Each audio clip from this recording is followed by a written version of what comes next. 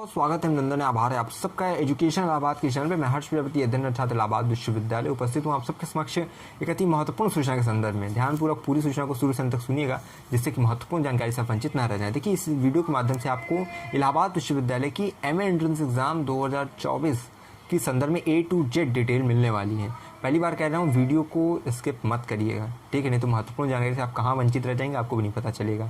सबसे पहले देखिए, इस वीडियो के माध्यम से आप जानने क्या क्या वाले हैं। सबसे पहले एप्लीकेशन फॉर्म की फ़ीस, उसके बाद आपकी क्या आपका सिलेबस रहेगा, उसके बाद पेपर का पैटर्न क्या रहता है, निगेटिव मार्किंग रहती है या नहीं रहती है, गैप ईयर का क्या प्रावधान है, फॉर्म कब तक आने वाला है, एग्जाम कब तक होगा, ये तमाम तरह की चीज़ें इस वीडियो के माध्यम से आपको मिल जाएगी। एक ही वीडियो में चीज़ें बता दे रहा हूँ। एमए के लिए आप सब जो है बहुत परेशान थे, और ये भी बता दूंगा सिलेबस आप कैसे डाउनलोड कर सकते हैं, ठीक है? सबसे पहले एक चीज़ समझिए, चैनल पे पहली बार आए तो सब्सक्राइब करके रख लीजिएगा। यहाँ आपको फर्स्ट से लेकर लास्ट अपडेट तक मिलने वाली है। किसी भी प्रकार की कोई भी समस्या सवाल हो, डिस्क्रिप्शन कमेंट बॉक्स में लिख दीजिएगा, मैं आपको जो है उसका रिप्लाई कर दूंगा, ठीक है, जैसे मुझे समय मिलेगा। यहाँ पे सबसे पहले अगर हम बात करें एप्लीकेशन फॉर्म कब आएगा, ठीक है, और पूरी वीडियो को देखिएगा, स्किप मत करिएगा। बहुत ही इन्फॉर्मेशन डिटेल आपको इस वीडियो के माध्यम से मिलने वाली है। तो आपका जो एप्लीकेशन फॉर्म है वो 25 से 30 के मध्य में आने की संभावना है, क्योंकि पिछले वर्ष 25 तक आ गया था, 25 अप्रैल तक। तो इस वर्ष भी अप्रैल लास्ट में, मैं हर बार बोल रहा हूँ कि अप्रैल लास्ट में आपकी एप्लीकेशन फॉर्म आ जाएंगे। एग्जाम आपका देखिए पिछले वर्ष 2 से 5 जून के मध्य में हुआ था, इस वर्ष जो है 10 से 15 जून के मध्य में हो जाएगा, ठीक है। अब यहाँ अगर बात करूँ कि आपकी एप्लीकेशन फॉर्म की फ़ीस की कितनी है एमए की। एमए में देखिए वेरियस जो है आपका जो है सब्जेक्ट्स होते हैं, जैसे इकोनॉमिक्स होता है, पॉलिटिकल्स होता है, तमाम तरह की चीज़ें होती हैं एमए का, ठीक है। तो ये चीज़ें आपको देखना है कि आपका जो सब्जेक्ट है वो पीजीटी फर्स्ट के अंतर्गत आ रहा है या पीजीटी सेकंड के अंतर्गत आ रहा है। अब ये चीज़ क्या है, पीजीटी फर्स्ट पीजीटी सेकंड, ये समझिए। इलाहाबाद विश्वविद्यालय जब अपना जो है एंट्रेंस एग्जाम कराता है पीजी का, तो जितने भी कोर्स ऑफर करता है, जितने भी सब्जेक्ट्स ऑफर करता है, उसको 5 सूची में विभाजित कर देता है। सूची 1, सूची 2, सूची 3 और सूची 4 को पीजीटी फर्स्ट के अंतर्गत रखते हैं। सूची 5 को जो है पीजीटी सेकंड के अंतर्गत रखते हैं। पीजीटी फर्स्ट की जो एप्लीकेशन फॉर्म की जो फीस होती है वो अलग होती है, पीजीटी सेकंड की जो एप्लीकेशन फॉर्म की फीस होती है वो अलग होती है। अब आप कैसे जानेंगे कि आपका जो सब्जेक्ट है वो पीजीटी फर्स्ट में कि पीजीटी सेकंड में?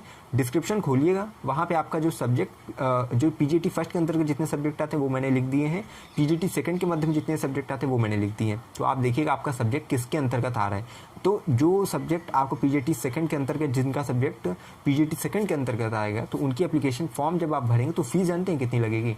पीजीटी फर्स्ट के जितने भी एप्लीकेंट्स रहेंगे उनको फॉर्म भरते समय जनरल, ईडब्ल्यूएस, ओबीसी के जो छात्र रहेंगे उनको 800 रुपये देनी है। एससी, एसटी, पीएच जो रहेंगे उन्हें 400 रुपये देनी है। पीजीटी फर्स्ट की एप्लीकेशन फॉर्म फीस थी, ठीक है, कैटेगरी वाइज अलग अलग होती है। पीजीटी सेकंड के जो रहेंगे उनको जनरल, ईडब्ल्यूएस, ओबीसी को 1600 रुपये, एससी, एसटी, पीएच को 800 रुपये देनी पड़ेगी। ये आपकी एप्लीकेशन फॉर्म की फीस थी।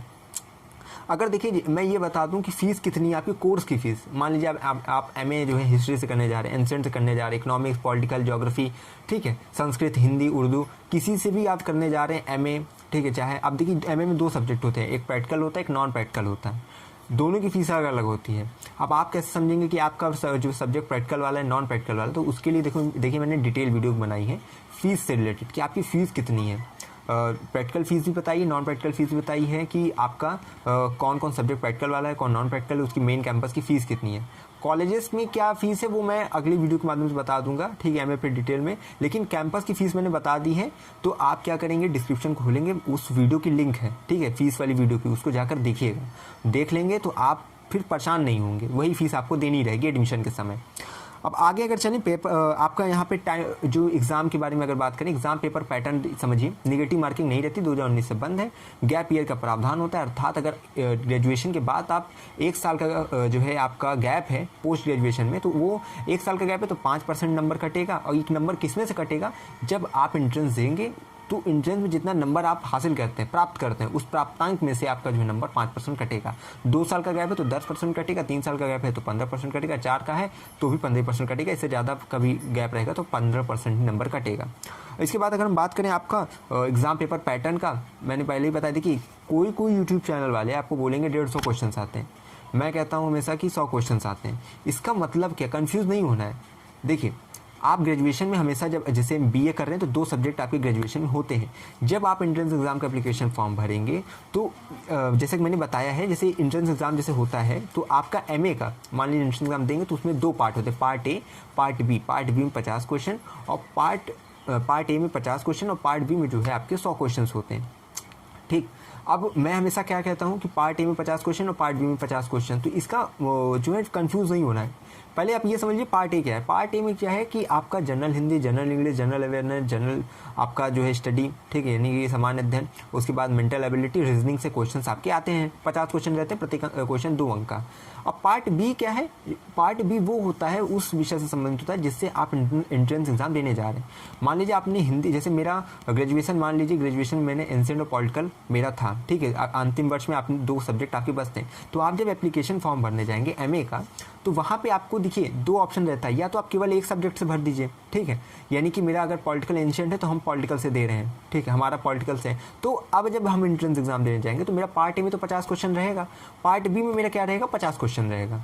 प्रत्येक क्वेश्चन 4 अंक के रहेंगे, 200 अंक का मेरा पार्ट बी, और यहाँ पे पार्ट ए जो है 50 क्वेश्चन रहेगा, प्रत्येक क्वेश्चन 2 अंक का। तो पार्ट ए 100 नंबर का और पार्ट बी 200 नंबर का, कुल मिला के 300 नंबर का टोटल रहेगा, ठीक।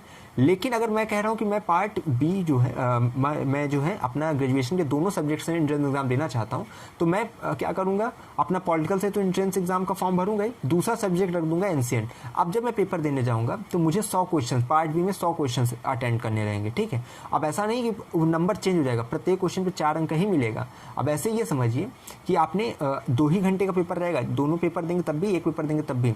पार्ट ए आपका ठीक है, क्लियर है, 50 क्वेश्चन आएंगे 2 अंक के, 100 नंबर का वो अलग। अब पार्ट बी मैंने अगर 2 पेपर से भर दिया है, एंशिएंट और पॉलिटिकल से, तो एंशिएंट के 50 क्वेश्चन का जवाब देना है और पॉलिटिकल के 50 क्वेश्चन का जवाब देना है, ठीक है। प्रत्येक क्वेश्चन 4 अंक का रहेगा। तो एंशिएंट की जो कुल सब्जेक्ट का जो पेपर का जो कुल मार्क्स होंगे वो भी क्या रहेगा? 200 नंबर, और पॉलिटिकल का भी 200 नंबर।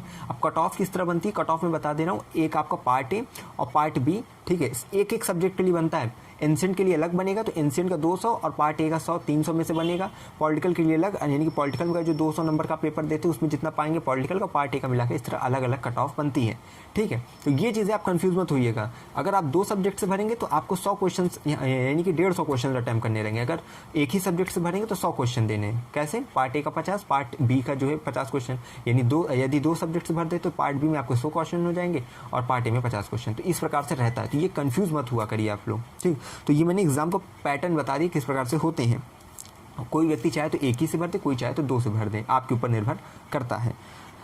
और जो नॉन सब्जेक्ट कैंडिडेट होते हैं वो 3 देते हैं, ठीक है, यानी वो मतलब कि जो आप पार्ट ए पार्ट बी तो देते हैं, उसके बाद तीसरे सब्जेक्ट का जो ऑप्शन आ जाता है उसी में जो नॉन सब्जेक्ट कैंडिडेट होते हैं वो चुनते हैं। मान लीजिए आपने बीएससी किया लेकिन एमए करना है, तो आप जिस सब्जेक्ट से करना चाहते हैं पहले तो आपका वो सब्जेक्ट रहेगा जो आपने बीएससी में रखा है, उसके बाद पार्ट जो तीसरा सब्जेक्ट का ऑप्शन खुलेगा उसमें आप वो चूज़ कर सकते हैं कि आपको संस्कृत देना, हिंदी देना है, एजुकेशन देना, क्या चीज़ें आपको देना। वो नॉन सब्जेक्ट कैंडिडेट के लिए, नॉन सब्जेक्ट कैंडिडेट की मैंने वीडियो बना दी, नहीं देखा देख लीजिएगा, प्लेलिस्ट एक है पीजी की, उसको जाकर चेक करेंगे तो चीज़ें आपको समझ में आ जाएगी।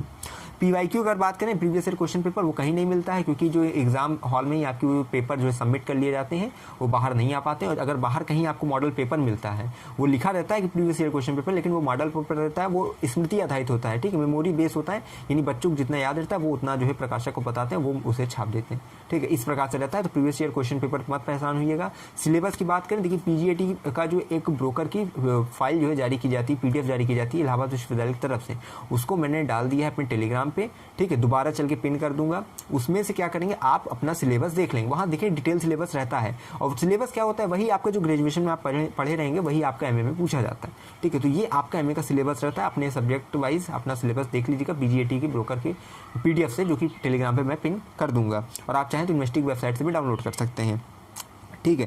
तो ये आपका कुल मिला के मैंने आपको बता दिया कि आपका एग्जाम का पैटर्न क्या रहेगा। टाइमिंग मैंने बता दिया, 2 घंटे का, निगेटिव मार्किंग, गैप ईयर, और आपका पीवाईक्यू सिलेबस, ठीक है, तमाम तरह की चीज़ें मैंने बता दी। एप्लीकेशन फॉर्म फॉर्म भी बता दिया मैंने कि अप्रैल लास्ट में आपका आएगा, जून में एग्ज़ाम होगा, और उसके बाद जो सितंबर तक आपका जो है प्रवेश प्रक्रिया संपन्न हो जाएगी, ठीक है। अगस्त के लास्ट या सितंबर के मध्य तक आपकी प्रवेश प्रक्रिया संपन्न करा ली जाएगी। तो आप परेशान नहीं होना है, बस ये है, चैनल से जुड़ जाइए और अपने मित्रजन परिजन सबको जोड़ने की कोशिश करिए, ठीक है। मैं एक ही चीज़ कहता हूँ कि मुस्कुराती जिंदगानी चाहिए, शब्दों की जागृत कहानी चाहिए, सारी दुनिया हो जाती है अपनी, मगर एक आपकी मेहरबानी चाहिए, तो बस चैनल को सब्सक्राइब कर लीजिए और शांति से टेलीग्राम पे रहिए, कोई भी सवाल हो पूछें और कम्युनिटी की पोस्ट को देखते रहिए। जैसे फॉर्म की अपडेट आएगी मैं चैनल के माध्यम से आपको सूचित कर दूंगा। बाकी एक ही चीज़ कहूँगा, जुड़े रहिए हमारे साथ। हमें विश्वविद्यालय के पास कोई भी खबर होगी खास तो पहुँचाता रहूँगा आपके पास। और हाँ, बुक भूल गया, बुक जो है प्रकाश पब्लिकेशन की पुष्कर की, ठीक है, पुष्कर की देखिए जो बुक है पार्ट ए के लिए, वो मैंने पिन भी कर दी है, डाउनलोड जो है PDF बनाकर टेलीग्राम पे डाल दी, आप उसे देख लीजिएगा। प्रकाश की और आप शिल्पी की, डी कुमार की बुक्स बहुत आती हैं। प्रयाग पुस्तक भवन पे जो बुक आप जाके ले सकते हैं ओल्ड कटरा मार्केट में। किसी प्रकार का प्रचार नहीं, लेकिन ये है कि आप ओल्ड कटरा मार्केट में जाएंगे तो बहुत बुक्स मिल जाएंगी जो है प्रकाश की, पुष्कर की और डी कुमार, शिल्पी, तो जाकर वो आप परचेस कर सकते हैं। 500 के अंतर्गत आपकी बुक मिल जाएंगी, ठीक है। बाकी जुड़े रहिए हमारे साथ। हमें विश्वविद्यालय के पास कोई भी खबर खास पहुंचाते रहेंगे आपके पास। बहुत बहुत धन्यवाद, बहुत बहुत आभार।